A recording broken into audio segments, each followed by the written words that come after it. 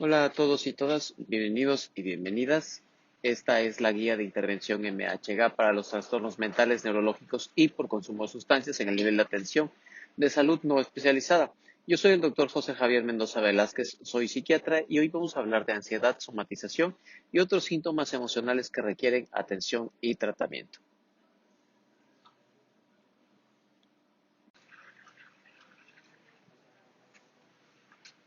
Un hecho importante es que el 30% de las personas que acuden al primer nivel de atención a todos los servicios de salud llegan por síntomas que no tienen explicación médica. De ellos, una tercera parte tendrán síntomas de depresión moderada a severa. La somatización se refiere a la condición en la cual los problemas psicológicos o mentales se manifiestan bajo la forma de síntomas somáticos o físicos. Hablamos de somatización cuando la persona sometida a un elevado nivel de estrés o ansiedad comienza a tener síntomas físicos como dolores o malestar de índole diversa, de manera reiterada sin que exista origen físico o explicable para ello. Estos síntomas son recurrentes y de larga duración. La mayoría de las veces estos síntomas afectan negativamente a la vida de la persona. Vamos a tratar de entender por qué somatizamos. Cuando hablamos de esto, tenemos que entender qué es la ansiedad, qué es el estrés. Vamos a tratar de dar una explicación de esta reacción en cadena. Para entender el estrés, tenemos que entender que el estrés es una reacción normal. Hay un estrés que es normal. Esto de alguna manera es una especie de reacción que nos ayuda a sobreponernos, que es una especie para de alguna manera tratar de entender ante una situación que llega de alguna manera como una situación novedosa, como un problema, cuando un problema aparece, cómo nos ayuda a reaccionar. Y esto de alguna manera ante una situación crítica persistente, ¿qué es lo que nos hace reaccionar? ¿No? El estrés ante una amenaza, el cuerpo entra en un estado de alerta y se prepara para pelear o correr como una respuesta a esta situación. Y esto de alguna manera nos ayuda a defendernos de estas circunstancias. Los pasos de estas respuestas puede de alguna manera nos solucionan en una situación aguda de ciertas formas. La primera parte es esta, ¿no? Se activa una serie de respuestas y la primera es la activación de la glándula hipófisis. La glándula hipófisis envía un mensaje hormonal que actúa para de alguna manera activar esta respuesta hormonal. Estas glándulas empiezan a responder generando las hormonas que regulan el estrés. Las glándulas de la hipófisis liberan una señal que activan a las glándulas suprarrenales. Las glándulas suprarrenales responden al mensaje de la hipófisis activando la producción de cortisol. Estas igualmente liberan, las glándulas suprarrenales, liberan adrenalina, las suprarrenales liberan cortisol y estas también a su vez liberan adrenalina por medio del estímulo nervioso. También a nivel del resto del organismo, el organismo empieza a tener como respuesta a la adrenalina a nivel neurológico un aumento en la tensión, un aumento en la velocidad de la reacción, pero no solo funciona esta respuesta neurológica, sino también existe una respuesta cardíaca. Esto aumenta el pulso, aumenta la presión, aumenta la oxigenación y también como respuesta al cortisol hay una respuesta inmunológica que hace una disminución de la respuesta inmunitaria y a nivel digestivo también existe una disminución de la respuesta intestinal. Esto genera una disminución de la actividad intestinal y esto hace que tarde un poco más el vaciamiento gástrico, que tarde un poco más el bolo intestinal en pasar. Esto todo ocurre como una respuesta aguda al estrés.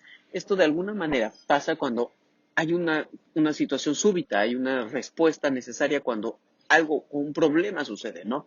Esto es cuando aparece como una situación inmediata a la ansiedad.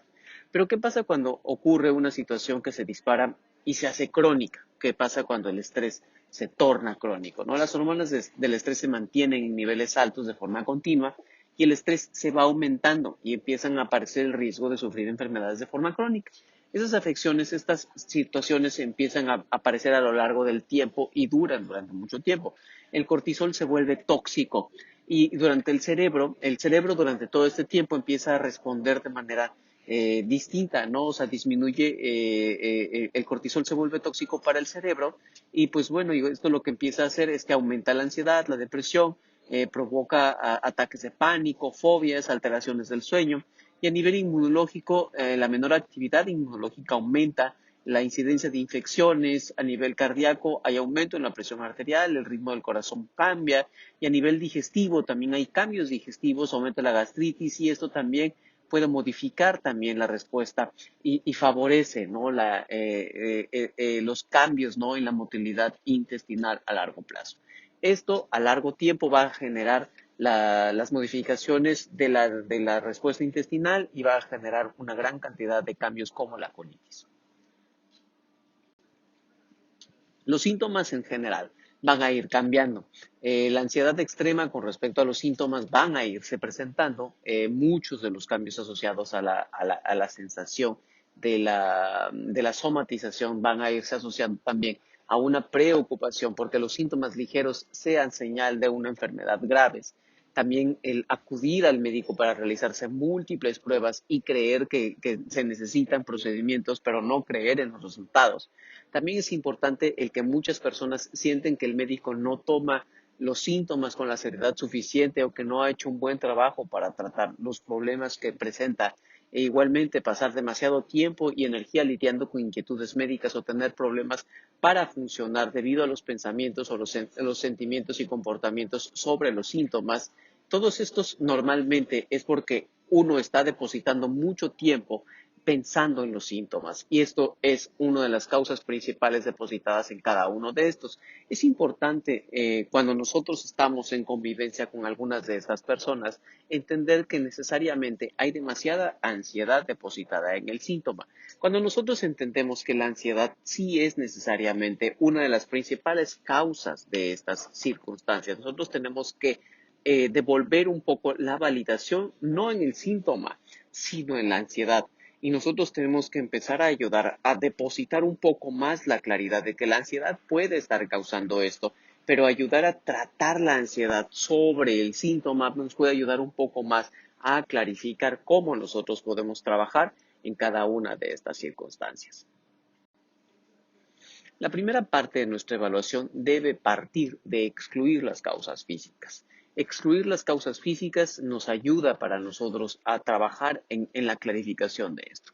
¿Cómo hacemos esto, no? Cuando les explicaba en el primer momento qué tanto nosotros podemos trabajar en conocer qué tanto nosotros podríamos de alguna manera identificar el estrés como una situación normal, pero qué tanto nosotros aprendemos a gestionar el estrés para poder identificar qué tanto realmente es nuestro estrés el causante de nuestros síntomas.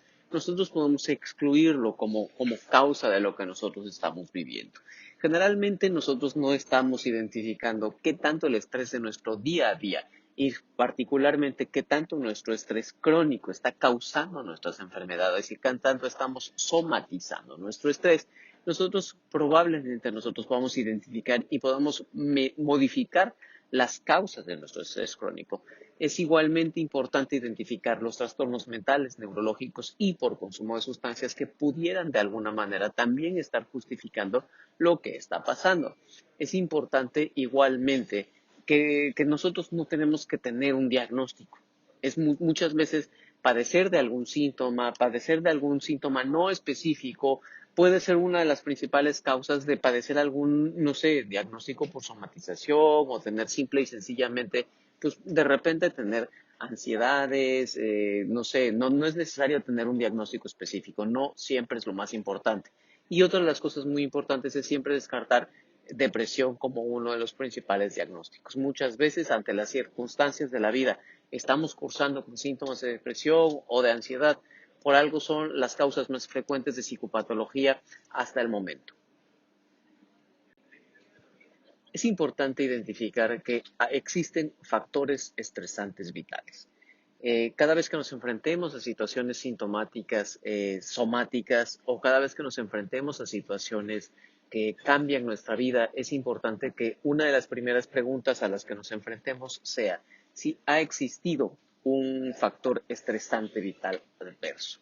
Dentro de los factores estresantes vitales actuales más comunes es el habernos presentado dentro de los momentos del confinamiento, ser adulto mayor, tener padecimientos médicos, estar trabajando en casa, el haber vuelto a trabajar recientemente, estar a cargo de alguien, las tareas de los hijos, las comidas, tiempos para la limpieza, ser víctima de violencia, ansiedad por no poder salir o ansiedad también por tener que salir, la pérdida de alguien cercano, el cambio, el estar en un momento de cambio, el tener reciente desempleo, y tener actividades como personal de salud, el estar a cargo de alguien, cambios en el contexto, el tener que estar, no sé, en el momento cuando se viven a cargo, no sé, por ejemplo, cuando se viven las situaciones de las noticias falsas, pero también cuando se está a cargo de, no sé, cuando se tienen, no sé, muchas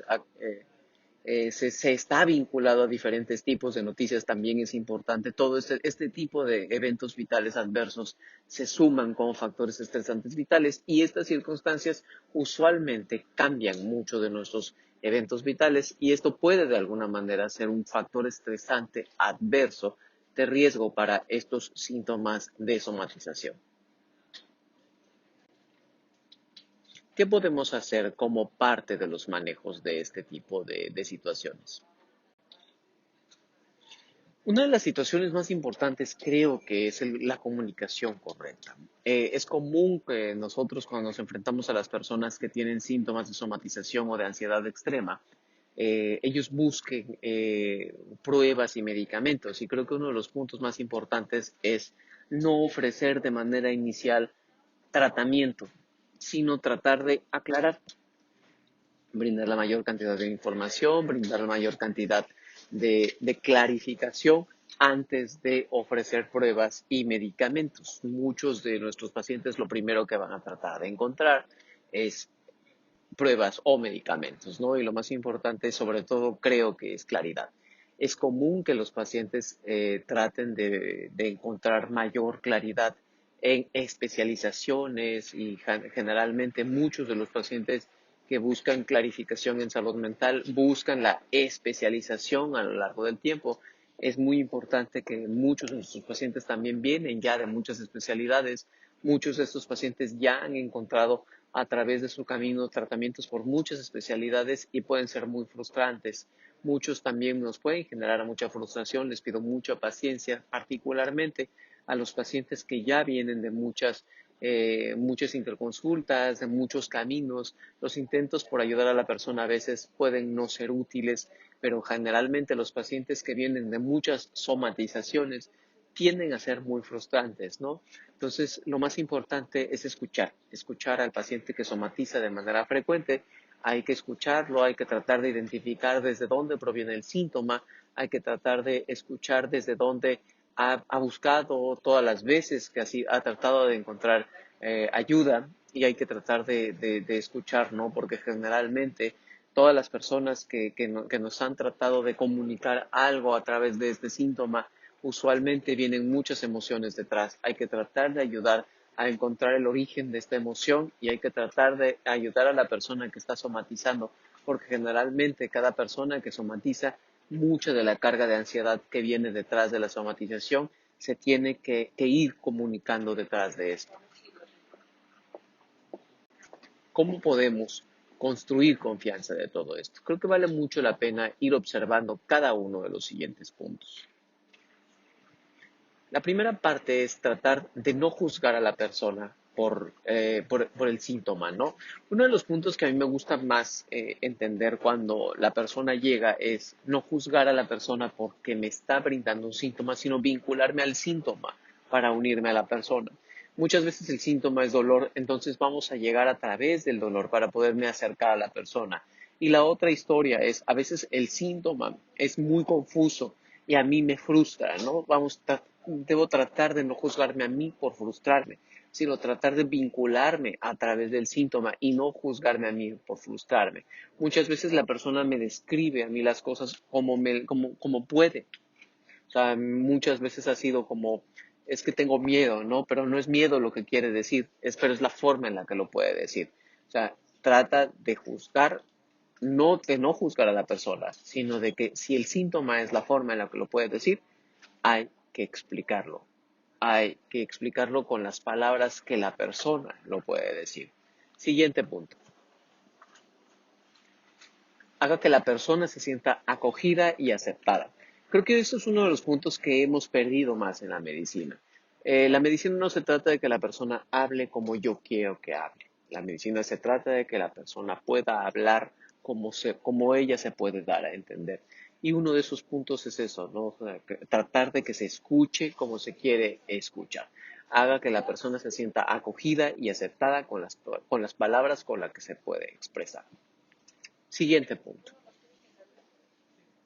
Escuche con atención.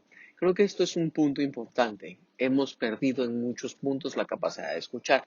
Las personas que somatizan hablan a través de sus síntomas y esto es un punto importante. El síntoma usualmente no siempre se expresa con palabras, a veces se expresa con síntomas y muchos de los síntomas son el cuerpo quien habla, ¿no? El cuerpo habla a través del dolor, el cuerpo habla a través de manifestaciones neurológicas y muchas veces nosotros a través de las palabras, a través de la forma en la que devolvemos información, ayudamos a resolver los conflictos, ayudamos a resolver a través de situaciones muchas de las cosas que devuelven la salud a nuestros pacientes. Siguiente punto. No hay que desestimar las preocupaciones de las personas. Muchas veces cuando la persona recupera la capacidad de control de sus emociones, de regulación de la ansiedad, empieza a recuperar algunos elementos de salud que parecían no estar en relación con los síntomas, ¿no? De manera particular, las áreas neurológicas. Entonces, cada vez que uno recupere el control de algunos de los síntomas de ansiedad, generalmente va a recuperar muchos de los controles relacionados con las características neurológicas. Entonces vale la pena que nosotros no desestimemos las preocupaciones de la persona porque muchos de estos le van a permitir recuperar mucho del control que significa para ellos en general. Siguiente punto.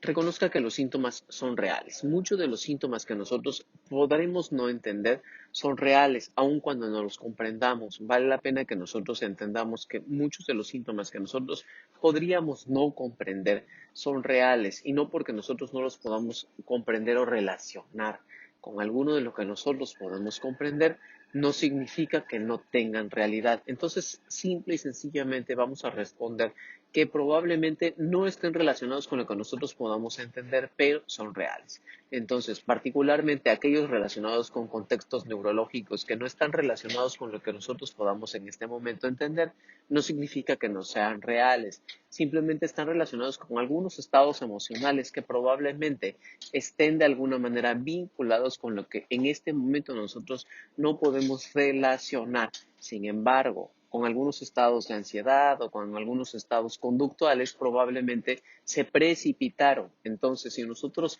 lo podemos controlar a través del control de estos estados emocionales o de estos estados conductuales, vale la pena que nosotros podamos darle importancia a estos para controlar aquellos.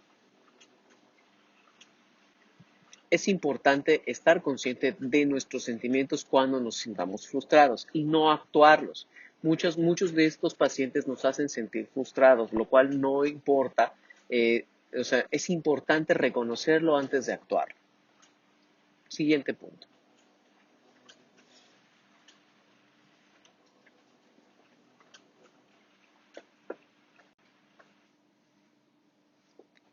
Una cuestión muy importante es evitar dar tratamiento. Para nosotros, uno de los puntos más importantes es que estas personas en gran parte no necesitan encontrar la relación de que cuando se les administra un medicamento van a encontrar una respuesta, particularmente aquellos medicamentos que controlan los síntomas de ansiedad a través de fármacos. La mayoría de ellos empiezan a encontrar a través de la administración de benzodiazepinas una respuesta, pero pierden el control a través de la sobreadministración de los medicamentos. Hay que evitar prescribir antidepresivos, prescribir benzodiazepinas y prescribir vitaminas. De manera particular porque los antidepresivos no van a corregir esto a menos que la persona tenga depresión. Las benzodiazepinas van a generar efecto de tolerancia y eventualmente efecto de dosis, de malas dosis o de sobredosis, ¿no? O sea, como generan efecto de tolerancia, van a requerir dosis extremas y van a generar en algún momento dosis, consumo excesivo. Y eventualmente el uso de vitaminas, pues generalmente uso a través de placebo, no necesariamente va a ser un uso correcto, ¿no?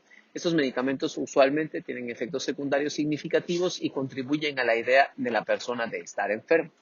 Yo creo que es mejor trabajar correctamente en la relación correcta, en que si la persona tiene síntomas de ansiedad, trabaje en su ansiedad para corregir los efectos que la ansiedad tiene en ella. Si no, trabaje en lo que está causando el síntoma para corregir el síntoma. Y si no tiene ninguno de estos síntomas, trabaje en lo que está significativamente causando el síntoma para que lo pueda gestionar antes de que nosotros ocupemos un vehículo que no está corrigiendo lo que realmente está causando esto y no estemos causando una perpetuación sintomática y que esto tenga un efecto posterior en la conducta. ¿Cómo podemos realizar un abordaje psicosocial de esto? Primero, vamos a priorizar las necesidades y vamos a manejarlo a través de la técnica de solución de problemas. Aprender a solucionar problemas nos ayuda a sentirnos seguros, nos ayuda a sentirnos capaces de beneficiarnos y eliminar los pensamientos negativos que nos pueden dañar. Nos ayudan de alguna manera a solucionar cosas como el sentir que no podemos hacer nada, a solucionar cosas como sentir esto no tiene solución, no soporto esta situación. Y como primer punto, partamos de esto. Identifico. Primera pregunta, ¿cuál es mi problema? Para lograrlo es útil preguntarnos, ¿qué es lo que en específico me molesta? Y ya en este momento, en el momento en el que empiezo a sentir este problema, puedo de alguna manera, ya que sé cuál es mi problema, cuál es lo que puedo hacer para solucionar mi problema. Mientras más soluciones me pueda plantear, mejor. Pensemos, ¿cuál es mi problema? Mi problema es, e identifico exactamente mi problema. O sea, si mi problema es que tengo, no sé, siento mucha ansiedad o tengo muchos problemas, no sé, me falta la respiración. ¿Qué puedo hacer? Me falta la respiración cuando, no sé, me viene en este momento la idea de que me falta la respiración cuando subo escaleras, ¿no? Ah, bueno, pues ¿qué puedo hacer para solucionar mi problema? Ah, pues entonces puedo ir subiendo escaleras poco a poco, puedo empezar a hacer ejercitarme haciéndolo varias veces, puedo subir las escaleras de una en una, puedo tomar algunas soluciones para hacer estos problemas. Puedo de alguna manera no sé, tomar como diferentes vías para solucionar el problema. No sé, identifico igualmente algún otro problema que se me podría presentar, como por ejemplo, en este mismo punto de la somatización, cuando eh, me surge otro problema, cuando digo, no puedo hacer nada, no tiene solución, no soporto esta situación. eh, Siempre no puedo conseguir nunca parejas, no sé. Ah, pues no sé, ¿cuál es mi problema? Pues, ¿qué podría hacer para solucionar mi problema? No, pues puedo ir a un grupo, puedo tomar unas clases, puedo acercarme a un grupo de inglés, puedo tomar clases de baile, ¿no? Entre más soluciones, mejor. Y ya, ya tengo identificado cuál es mi problema y ya puedo obtener mientras más soluciones, mejor. Vamos a pasar a la siguiente. ¿Cuál me convendría mejor, ¿no? Entonces, vale la pena que vaya eliminando cualquier solución que me resulte desagradable. Por ejemplo, en el caso de elegir pareja, probablemente, pues a mí no me guste bailar, ¿no? Entonces, voy eliminando las que me sean improbables, ¿no? Y entonces, por ejemplo, igualmente, ¿no? Eh, ¿Cuáles podrían tener más ventajas? A lo mejor a mí sí me gustaría tomar clases de inglés y entonces ahí podría acercarme a cuáles podrían ser las más ventajosas, ¿no? Y a partir de ahí voy eligiendo y a partir de ahí me pregunto cómo la voy a llevar a cabo y busco cuáles serían los obstáculos y pienso cuál va a ser la solución. Y pienso cómo podría hacerlo para que a partir de ahí pueda lograrlo, ¿no? Pienso que a partir de ahí nosotros podríamos empezar y que a partir de ahí, una vez que lo solucione, pienso cómo me fue con la solución. Entonces, recapitulando en esto, ¿cuál me convendría seguir y cómo me gustaría seguirlo? La primera entonces sería exactamente eso. La primera sería, ¿cuál es mi problema? ¿Cuáles podrían ser las posibles soluciones para mi problema? ¿Cuál me convendría seguir? Elijo mi solución y cómo me va con mi solución.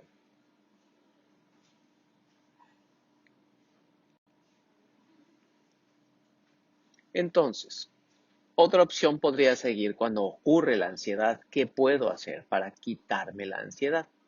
La primera situación podría ser validar mis emociones y validarme a mí mismo. ¿Cómo disminuir mi nivel de ansiedad? Validar las emociones, validarme a mí mismo. Primero, me doy indicaciones para calmarme y tranquilizarme. En este momento me voy a permitir darme tranquilidad y sentirme relajado. Entonces, permítete sentirte relajado, permítete sentirte calmado, sentirte tranquilo.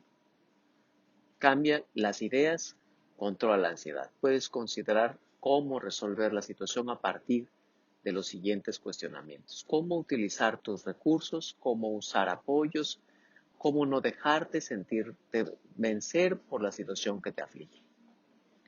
Trata igualmente de no dejarte vencer. Evita pensar anticipadamente y de forma derrotista para que no te pase lo peor.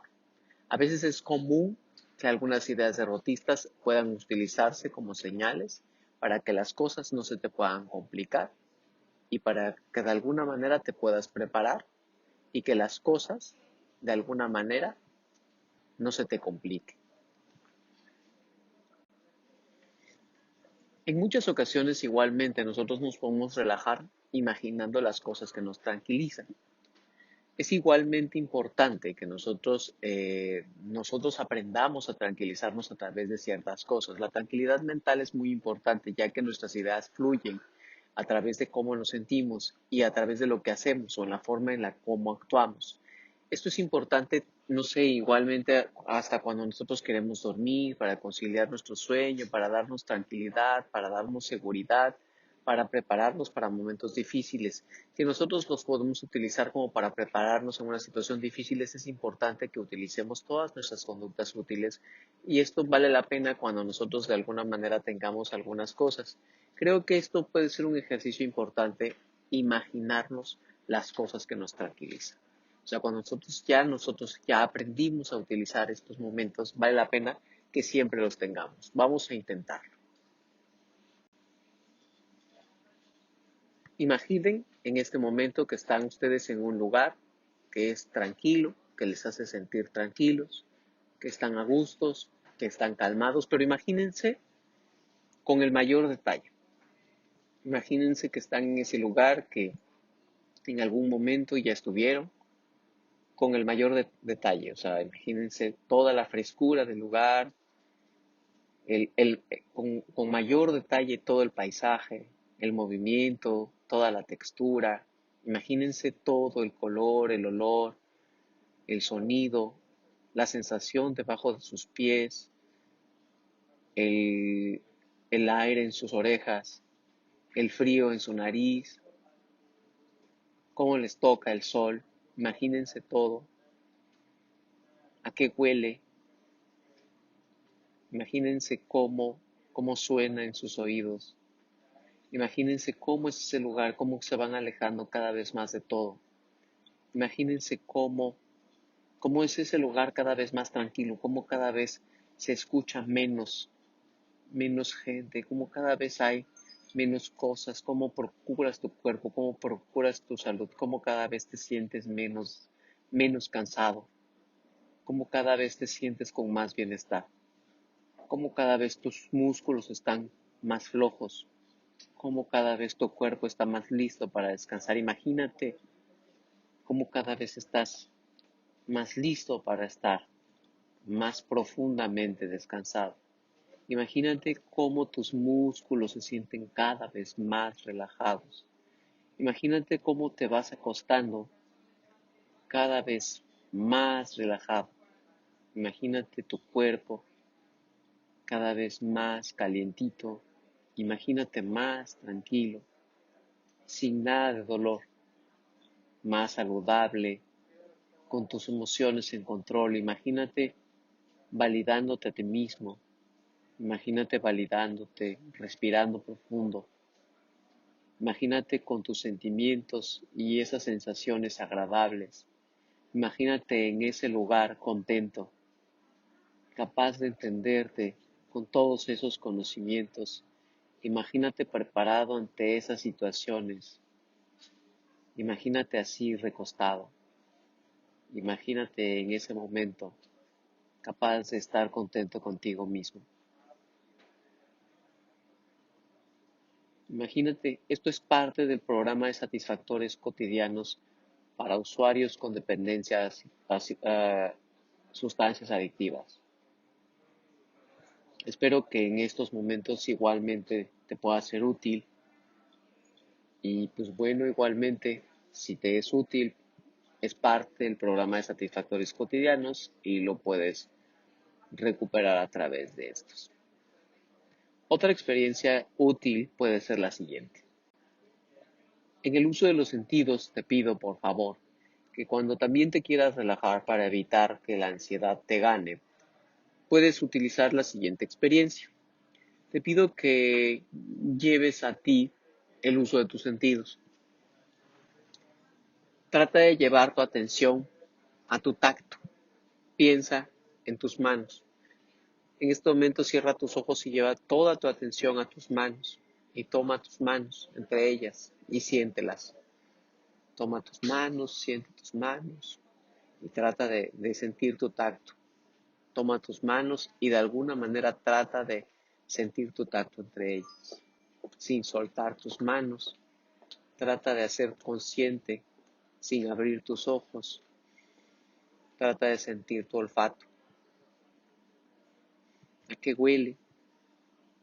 Sin abrir tus ojos. Trata de sentir el gusto sin abrir tus ojos. Trata de sentir lo que escuchas. Trata de sentir toda esta experiencia sensorial. Ahora sí abre los ojos.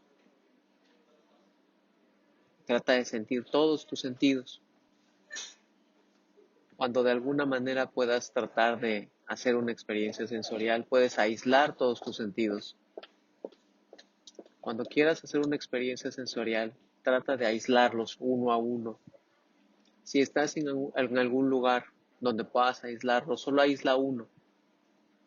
Lleva una experiencia sensorial, solo clávate en uno de ellos. Si estás en algún lugar donde puedas solo aislar tu mirada, trata de solo ver.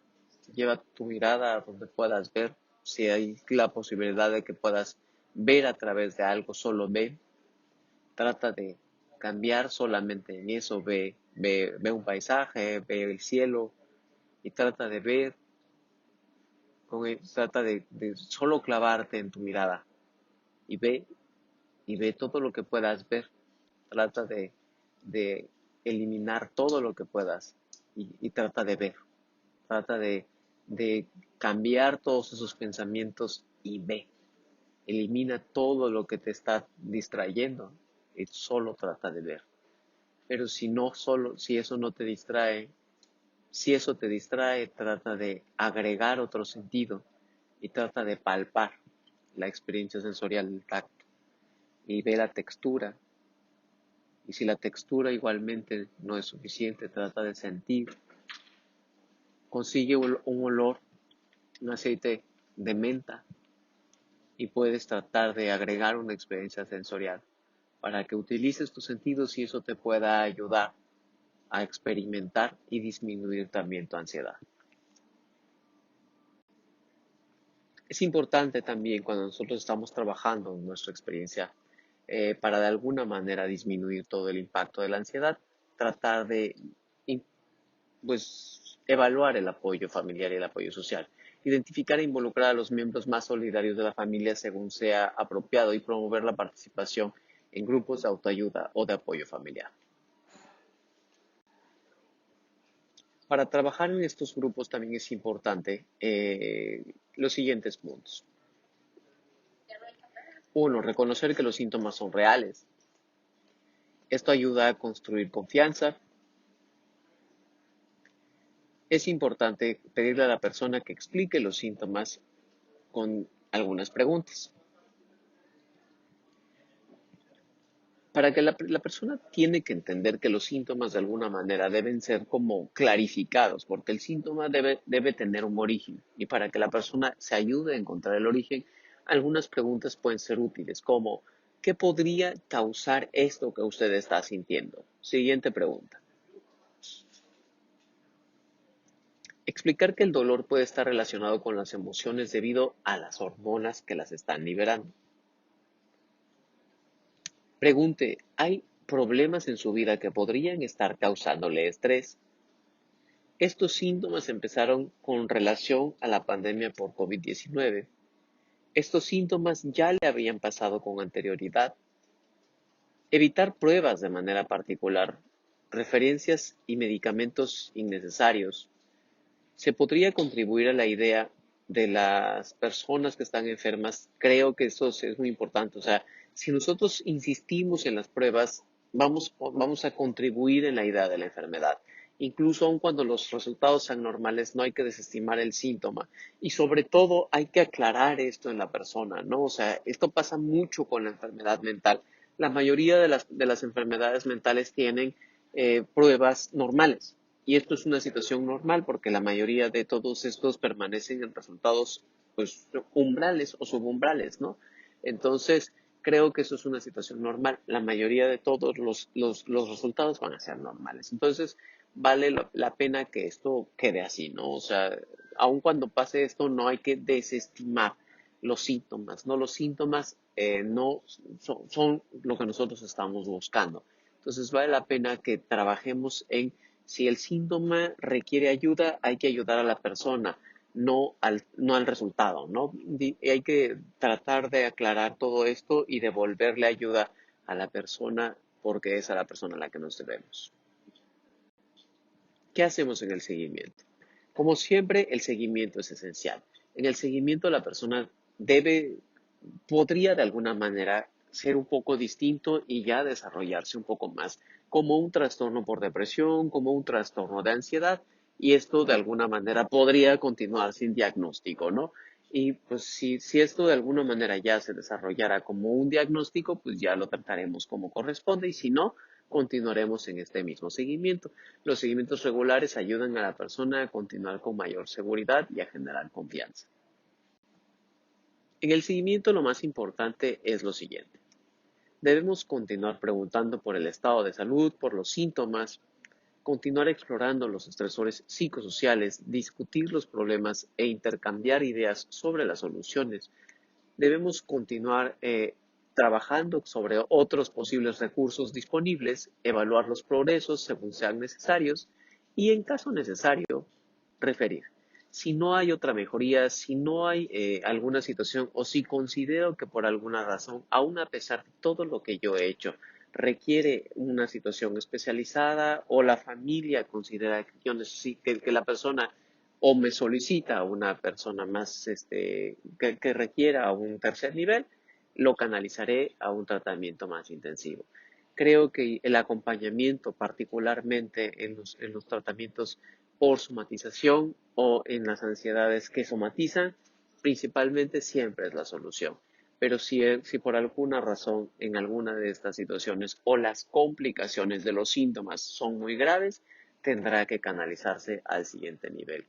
En este caso, creo que es todo lo que tenemos por decir en este tipo de tratamientos. Sin embargo, pues bueno, quedamos ahí para ustedes en esta formación y pues bueno, los esperamos para la resolución en las dudas, en los episodios para resolver dudas. Nos vemos en la siguiente. Muchas gracias.